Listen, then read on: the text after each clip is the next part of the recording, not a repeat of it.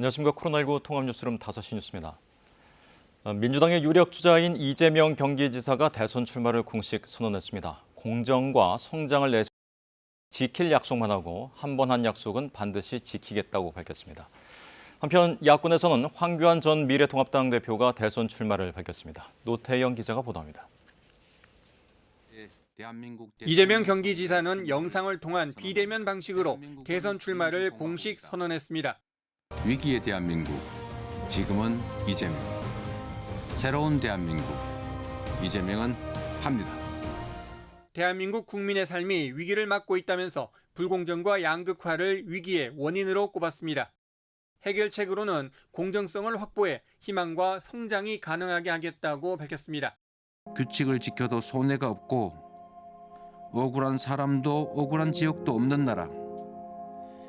기회는 공평하고 공정한 경쟁의 결과로 합당한 보상이 주어지는 그런 사회라야 미래가 있습니다.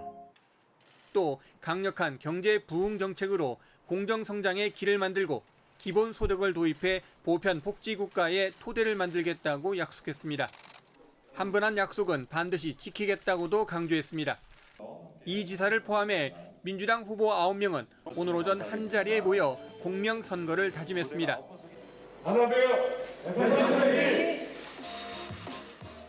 경선 흥행을 위해 상대 후보를 지목해 정책 검증을 하고 즉석에서 취재진 질문을 받고 답변하는 압박 면접 방식도 활용됐습니다. 야권에선 황교안 전 미래통합당 대표가 대선 출마를 공식화했습니다. 정권 교체 자체가 우리 국민들에게 희망을 드리는 길이고 또 삶을 회복시키는 일이며 대한민국을 도약시키는 길입니다. 안상수 전 인천시장이 오전에 출마를 선언했고 전원 인차인입니다로 시작하는 국회 연설로 이름을 날린 윤희숙 의원은 내일 대선 도전을 공식화할 계획입니다. KBS 뉴스 노태영입니다. 문재인 대통령은 오늘 오후 박인호 공군 참모총장 임명안을 제거했습니다. 청와대 박경미 대변인은 이같이 밝히며 박인호 총장의 임기 시작일인 내일 임명식이 있을 예정이라고 전했습니다. 박 내정자 임명안은 당초 지난달 29일 국무회의에 상정될 예정이었지만 추가 검증 필요성이 제기됨에 따라 유보됐습니다. 김학의 불법 출국 금지 과정이 연루된 혐의를 받던 이광철 청와대 민정비서관이 결국 기소됐습니다. 한 달 넘게 기소를 보류해왔던 대검은 이 수사팀 해체를 하루 앞두고 승인 결정을 내렸습니다. 김용덕 기자가 보도합니다. 이광철 청와대 민정비서관이 김학의 불법 출국과 관련해 기소됐습니다. 수원지검 형사 3부는 이 비서관을 직권남용 권리행사 방해 혐의로 서울중앙지법에 기소했다고 밝혔습니다. 이 비서관은 2019년 3월 김학의 전 차관의 출금 과정에서 차규근 법무부 출입국 외국인 정책본부장과 이규현 당시 대검 과거사 진상조사단 검사 사이를 조율하는 등 깊이 개입한 혐의를 받고 있습니다. 이 비서관은 지난 4월 불법 출금 조처 혐의로 기소된 차 본부장과 이 검사의 공소장에는 물론 지난달 12일 수사 외압 혐의로 재판에 넘겨진 이성윤 전 서울중앙지검장의 공소장에도 여러 차례 등장합니다.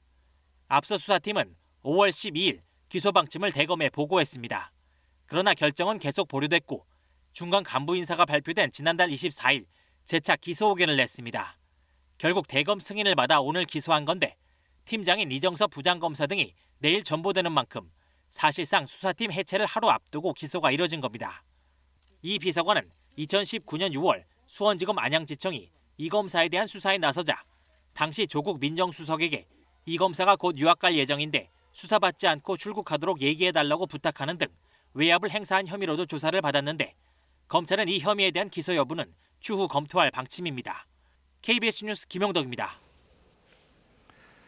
이번 달 백신 접종 계획이 나왔습니다. 상반기 미접종자와 고3 학생, 교직원, 50대 일반 국민 순으로 접종이 진행됩니다.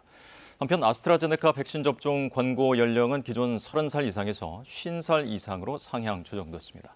김도영 기자가 보도합니다. 정부가 7월 예방접종 대상자와 백신 종류 등 세부 계획을 발표했습니다. 우선 백신 부족과 예약 명단 누락으로 상반기에 접종받지 못했던 30만 7천여 명이 5일부터 화이자 백신을 맞습니다. 사전 예약 고령자 중에 건강상의 문제로 일정을 취소했던 10만 명은 26일부터 모더나 백신을 접종받게 됩니다. 고3 학생과 고등학교 교직원 64만 명은 19일부터, 어린이집, 유치원, 초중학교 교직원 등 112만여 명은 28일부터 화이자 백신을 접종받습니다.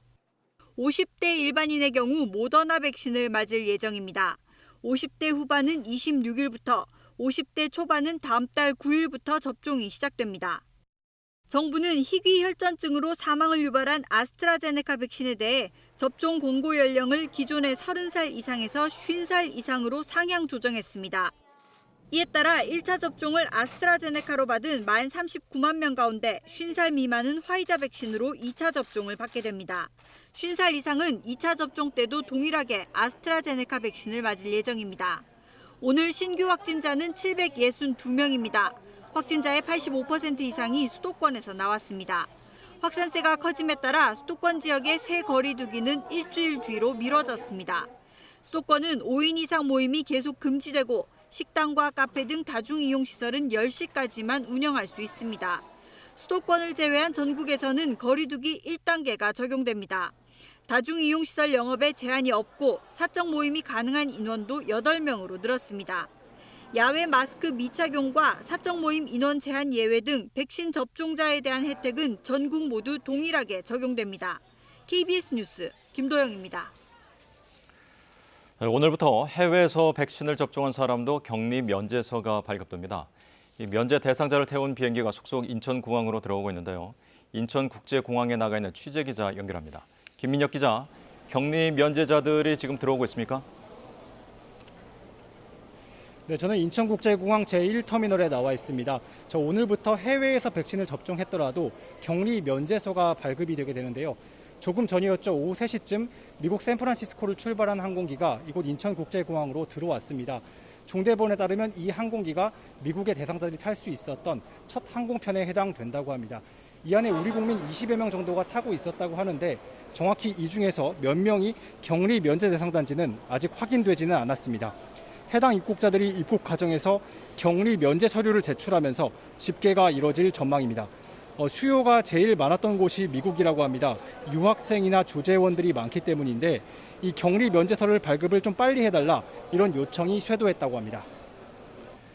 네, 그럼 격리 면제가 되려면 어떤 조건을 갖춰야 하고 또 입국 이후의 절차는 어떻게 됩니까? 일단 백신 접종부터 맞으셔야 됩니다. WHO 세계보건기구가 꼭 이 권고한 백신만 승인한 백신만 맞을 수가 있고요. 권고한 횟수대로 동일한 국가에서 모두 접종을 마치고 오셔야 됩니다. 또 백신 접종은 맞고 난 이후에 2주가 지나야지 심사 대상에 포함이 될 수가 있게 됩니다. 백신을 맞았다면 중요한 사업이나 이 학술 같은 목적이 있는 경우 또는 국내에 있는 배우자나 직계 좀비속을 만나러 올 경우 등이 심사 대상에 포함이 됩니다. 내 외국인 구분이 없이 모두 가능합니다. 단 인도나 남아공 등 변이 바이러스 유행국가 21곳에서의 입국자는 면제 대상에서 제외가 됩니다. 입국자들은 이후 총 3번의 PCR 진단검사를 받게 됩니다. 먼저 출국 국가에서 72시간 내에 받은 음성 확인서를 입국할 때 제출해야 하고요. 그 뒤에 임시생활시설로 이동해서 또 한 번의 2번째 검사를 받게 되는데 여기서 음성이 나와야지만 생활이 자유롭게 됩니다. 마지막으로 6, 7일차에 3번째 진단검사까지 받게 됩니다. 지금까지 인천국제공항에서 KBS 뉴스 김민혁입니다. 부산 지역은 오늘부터 거리 두기가 1단계로 완화됐습니다. 백신을 맞은 사람은 관광객이 몰리는 해수욕장 등을 제외하곤 야외에서 제한적으로 마스크를 벗을 수 있는데요. 부산 광안리 해수욕장에 취재기자 연결합니다. 네, 김영록 기자, 뒤쪽으로 관광객들이 보이는데 그곳 분위기 어떻습니까? 네, 저는 부산 광안리 해수욕장에 나와 있습니다. 오늘부터 이곳 광안리 해수욕장을 비롯해 부산 지역 7개 해수욕장이 모두 정식으로 개장했는데요. 평일이지만 많은 시민과 관광객이 몰리면서 해수욕장의 생기가 느껴집니다. 제 뒤쪽으로는 오후까지 해수욕을 즐기는 시민들도 많이 보입니다. 부산은 새 거리두기 시행으로 1차 이상 백신 접종자는 등산 등 야외 활동을 할 때 마스크를 쓰지 않아도 됩니다. 다만 코로나19 방역을 위해 백사장에서는 마스크를 써야 하는데요. 물놀이 때는 강제 사항은 아닙니다. 하지만 장소마다 방역 수칙이 다르게 적용돼 주의해야 하는데요. 야외라 하더라도 스포츠 관람이나 놀이공원 등 거리두기가 어려운 곳이나 해운대 해수욕장 등 행정명령이 따로 내려진 곳에서도 마스크를 써야 합니다. 2주간 사적 모임은 지금과 같은 8명까지만 가능한데 백신을 맞은 사람은 제한 인원에 포함하지 않습니다. 하지만 미국 독립기념일을 앞두고 방역 질서가 무너질 우려가 있는 해운대 해수욕장은 4일까지 4명까지만 모일 수 있습니다. 해수욕장 방문객들은 안심콜로 전화를 하고 파라솔 등을 빌릴 때는 발열 체크를 해야 합니다. 해수욕장 근무자들은 체온이 37.5도를 초과할 경우 색깔이 변하는 체온 스티커를 부착합니다. 또 조금 후인 오후 6시부터는 대부분 해수욕장에서 음주와 취식이 금지됩니다. 지금까지 부산 광안리해수욕장에서 KBS 뉴스 김영록입니다. 전국민주노동조합 총연맹은 오늘 기자회견을 열고 3일 서울에서 조합원 10,000명이 모이는 집회를 그대로 진행할 계획이라고 밝혔습니다. 양경수 위원장은 이 자리에서 노동자들의 고통과 절규를 대통령과 국민께 호소하려고 한다며 정부의 안전한 집회를 보장해달라고 촉구했습니다. 앞서 서울시와 경찰은 코로나19 확산 우려 등을 이유로 집회 개최를 불허한다고 통보했습니다. 김부겸 국무총리도 오늘 임시국무회의에서 수도권 방역이 엄중한 상황이라며 대규모 집회를 자제해 주실 것을 다시 한번 간곡히 요청드린다고 밝혔습니다. 정부가 33조 원 규모의 2차 추가 경정 예산안을 의결했습니다. 이번 추경안에는 1인당 25만 원의 국민지원금과 소상공인 피해지원금, 그리고 신용카드 캐시백으로 알려진 상생 소비지원금 등이 담겼습니다. 박예원 기자입니다. 정부는 오늘 국무회의를 열고 2021년 제2차 추가 경정 예산안을 의결했습니다. 규모는 33조 원, 순수 지출인 세출 확대 기준으로 역대 최대 규모입니다. 근본 추경은 기본적으로 초과 세수를 활용한 것으로서 추가적인 적자 국제 발행 없이 편성하였습니다. 이번 추경안에는 코로나19 피해 지원 3종 패키지, 즉 코로나 상생 국민 지원금과 소상공인 피해 지원, 그리고 신용카드 캐시백으로 알려진 상생 소비 지원금 예산 13조 4천억 원이 담겼습니다. 지방비까지 포함해 모두 15조 7천억 원이 들어갑니다. 10조 4천억 원으로 가장 큰 규모를 차지하는 국민지원금은 1인당 25만 원씩 4인 가구의 경우 100만 원을 지급할 예정입니다. 가구 소득 기준으로 상위 20%를 제외한 나머지 80%에 주는데 이 기준은 정부가 국민건강보험 체계를 활용해 가늠합니다. 정부는 건강보험 직장 가입자의 경우 4인 가구 기준 연소득 1억 원 정도가 소득 상위 20% 기준이라고 설명했습니다. 기초생활수급자, 차상위 계층, 한부모 가족 등의 국민지원금 외에 1인당 10만 원씩 추가로 주기 위한 예산 3천억 원도 담겼습니다. 소상공인에 대한 현금 지원, 희망회복자금 규모는 3조 2,500억 원입니다. 지난해 8월 이후 한 번이라도 집합 금지, 영업 제한 조치를 받았거나 경영 위기 업종으로 지정된 소상공인 113만 명이 대상으로 업종, 제한 기간, 매출 규모에 따라 100만 원에서 최대 900만 원까지 지급할 예정입니다. 이 밖에 일자리 추가 조성 등을 담은 고용 및 민생 안정 지원 예산 2조 6천억 원, 백신 구매와 접종센터 증설 등을 위한 4조 4천억 원 등도 이번 추경안에 포함됐습니다. 이번 추경안을 마련하기 위해 확보된 재원 중 2조 원은 국가 채무 상환에 쓰여 우리나라의 GDP 대비 국가 채무 비중은 48.2%에서 47.2%로 낮아질 전망입니다. KBS 뉴스 박예원입니다. 우리 수출이 매달 새로운 기록을 세우고 있습니다. 5월에 이어 6월 수출도 같은 달 기준 역대 최고액을 경신했고 상반기 합계로는 사상 처음으로 3천억 달러를 돌파했습니다. 이승훈 기자입니다. 지난달 수출액은 548억 달러, 1년 전 같은 기간에 비해 39.7% 상승했습니다. 6월 기준 역대 최고액입니다. 수출은 지난해 11월 이후 8개월 연속 증가세를 이어가고 있는데 특히 최근 석 달은 40% 안팎의 높은 성장률을 보이고 있습니다.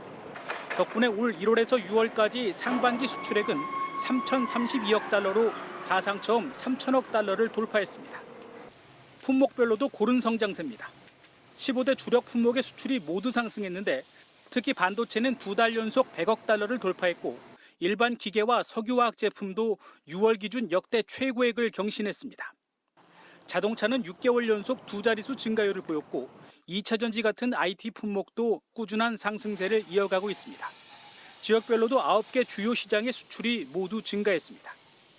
고부가가치 상품 비중이 확대되면서 질적 고도화가 진행되고 있으며 유망 신산업들도 역대 상반기 최고 수출 실적을 기록했습니다. 지난달 수입액은 지난해 같은 기간보다 40% 증가한 503억 달러, 무역 수지는 플러스 44억 달러로 14개월 연속 흑자를 이어갔습니다.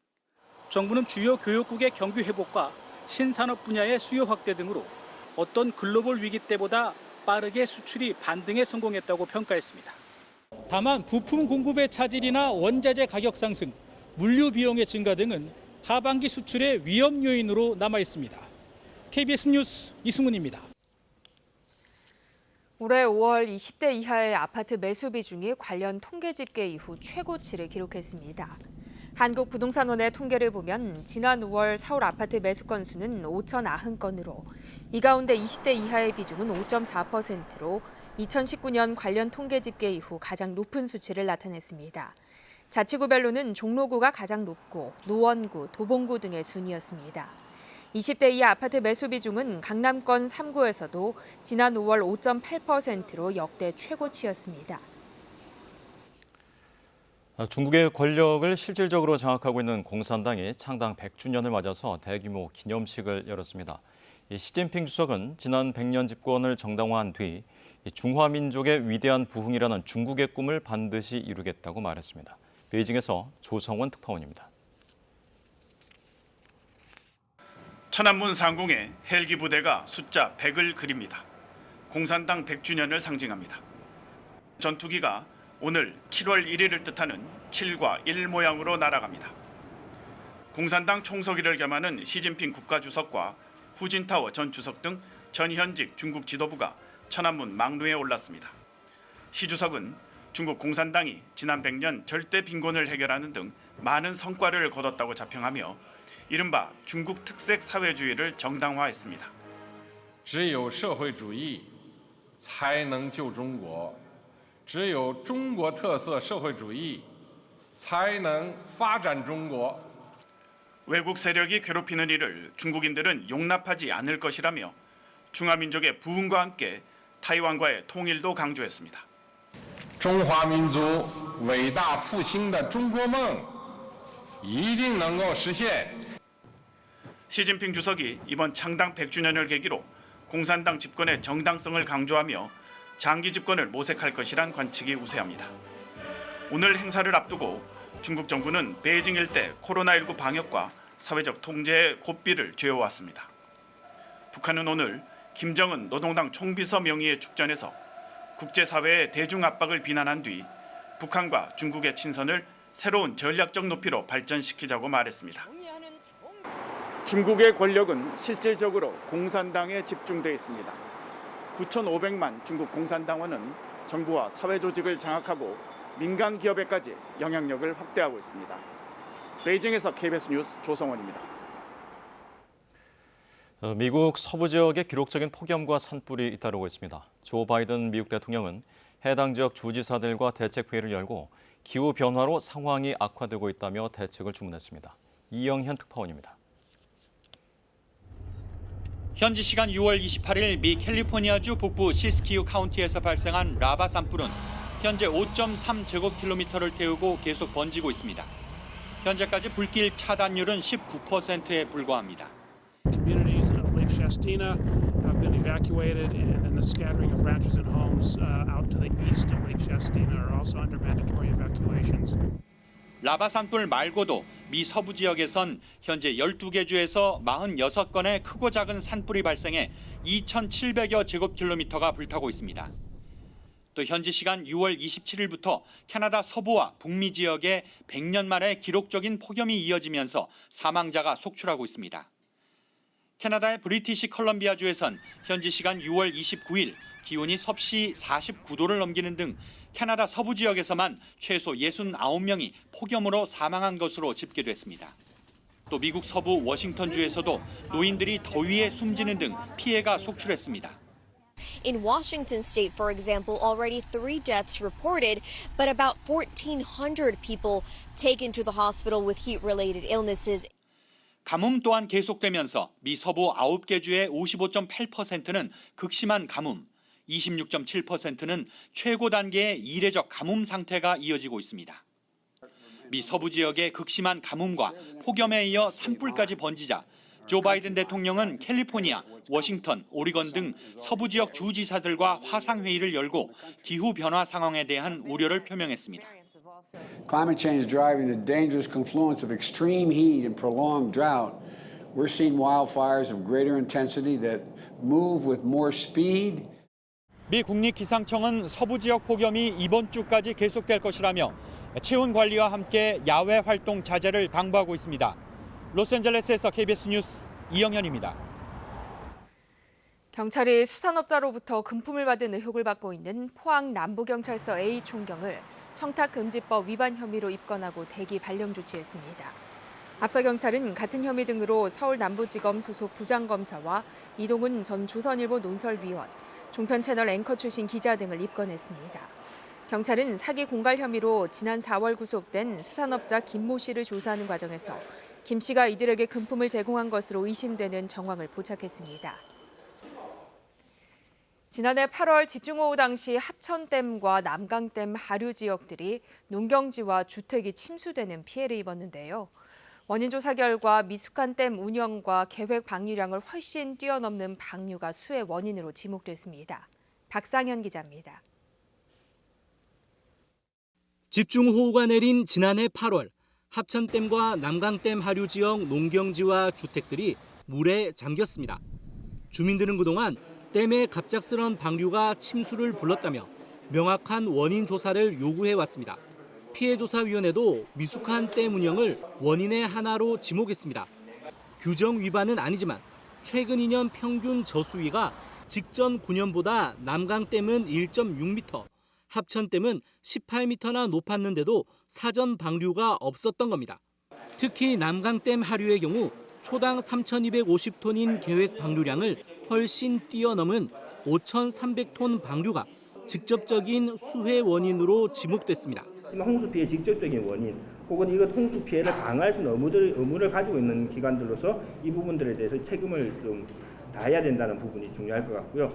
하천 관리 부실도 수해의 한 원인으로 분석됐습니다. 합천댐 하류의 피해 지역 13곳 가운데 7곳이 하천 정비가 부족했고 강물 침투로 인한 피해 지역도 2곳이 있었습니다. 피해 보상은 환경분쟁 조정위원회를 통해 추진되지만 수해 원인이 복합적인 만큼 보상 주체를 놓고 논란이 예상됩니다. 1년 동안 과정 중에 저희가 소득을 얻지 못한 부분도 적절하게 보상을 해주셔야 된다고 생각하고 있습니다. 정부는 다음 주까지 전국의 댐 하류 피해에 대한 중간 보고회를 연 뒤 이달 안으로 최종 보고회와 보상 방안을 내놓을 계획입니다. KBS 뉴스 박상현입니다. 김학의 불법 출금 사건과 관련해 오늘 직권남용 혐의로 기소된 청와대 이광철 민정비서관이 사의를 표명했습니다. 박경미 청와대 대변인은 이같이 밝히며 사정 업무를 수행하는 민정수석실의 비서관으로서 직무 공정성에 대한 우려 및 국정 운영의 부담을 깊이 숙고해 사의를 표명했다는 이 비서관의 입장을 전달했습니다. 경남 남해에서 13살 중학생 의붓딸을 때려 숨지게 한 어머니가 아동학대 살해 혐의로 검찰에 송치됐습니다. 아동학대 범죄 처벌을 강화한 정인이법이 적용된 첫 사례입니다. 윤경재 기자입니다. 13살 중학생 의붓딸을 숨지게 한 40살 어머니 A씨가 검찰에 송치됐습니다. A씨는 지난달 22일 밤 9시 30분부터 2시간 동안 경남 남해군의 자택에서 딸을 마구 때리고 밀쳐 숨지게 한 혐의로 구속됐습니다. A씨는 폭행 후 아이 몸 상태가 급격히 나빠진 걸 알았지만 별거 중인 남편에게 연락했을 뿐 의료 조치 등도 취하지 않았습니다. A씨는 사건 당일 오전 이혼 서류를 접수하고 저녁 무렵 전화로 남편과 심하게 다툰 뒤 홧김에 폭행했다고 진술했습니다. 숨진 딸에게 하고 싶은 말씀 없으세요? 경찰은 A씨에 대해 지난 2월 말 개정된 아동학대 특례법, 이른바 정인이법을 처음으로 적용했습니다. 아이가 숨질 것을 예상하면서도 2시간가량 숨을 가눌 수 없을 정도로 집중적으로 폭행한 점으로 미루어 살해의 고의성이 있었다는 이유에서입니다. 피해 아동이 지속적인 학대로 신체가 허약해진 상태를 알고서 2시간 가까이 잦은 폭행을 한 결과 아동학대 살해죄를 적용하게 되었습니다. 경찰은 의붓딸이 초등학교 5학년이었던 2년 전부터 두 남동생이 보는 앞에서 상습적으로 폭행했다는 A씨의 진술도 확보했다고 밝혔습니다. KBS 뉴스 윤경재입니다. 이어서 오늘의 주식 시황을 KB증권에서 전해드립니다. KB증권입니다. 숨고르기에 들어간 코스피가 저조한 흐름을 보인 끝에 약보합으로 장을 마쳤습니다. 반면 코스닥은 기관과 외국인의 매수세에 1030선을 돌파하며 올 들어 최고가를 기록했습니다.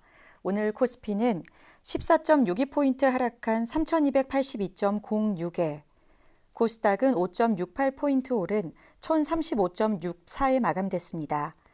전일 미국 증시는 연준의 완화적 통화 정책이 지속할 거란 기대감에 S&P 500 지수가 또다시 사상 최고치를 경신했습니다. 코스피는 개인의 매수세에도 기관과 외국인이 동반 매도에 나서며 소폭 하락 마감했습니다. SK이노베이션이 배터리 사업 분사를 발표하면서 8%대 급락세를 보였고 삼성전자가 외국인과 기관의 매도세에 3거래일 연속 하락 마감했습니다. 반면 삼성 SDI가 하반기 실적 개선이 지속될 거란 전망에 오름세를 보였고 넷마블이 신작 흥행이 전망되면서 4%대 강세로 마감했습니다. 효성화학은 2분기 호실적 기대감에 9% 넘게 오르며 5거래일 연속 상승 마감했습니다. 오늘 원달러 환율은 7원 오른 1133원 10전에 거래를 마쳤습니다. 지금까지 KB증권이었습니다. 오늘 충주, 서산, 창원 등지로 올해 최고 기온을 기록했습니다. 현재 수도권과 전남 지역에는 폭염주의보가 발효 중인 가운데 내일도 오늘만큼 덥겠는데요. 30도를 웃도는 기온의 습도까지 높아서 후텁지근하겠습니다. 현재 강원도에 소나기 구름이 관측되고 있습니다. 경기 동부, 강원 내륙과 산간, 충청 내륙, 남부 내륙에는 저녁까지 소나기가 내리겠습니다. 내일도 구름 많은 날씨 속에 곳곳에서는 소나기가 내릴 것으로 보입니다. 우산 챙기셔야겠습니다. 내일 아침 기온은 서울이 23도 등으로 오늘보다 높겠습니다. 낮 최고 기온은 서울, 청주 32도, 광주 31도, 대구 30도까지 오르겠습니다. 바다의 물결은 서해와 남해상에서 높게 일겠습니다. 주말부터 정체전선의 영향으로 전국에 장맛비가 내리겠습니다. 곳에 따라서는 150mm 이상의 많은 비, 시간당 50mm 이상의 세찬 비가 쏟아지겠습니다. 날씨였습니다. 코로나19 통합 뉴스룸은 7시 뉴스에서 이어집니다. 시청해주신 여러분 고맙습니다.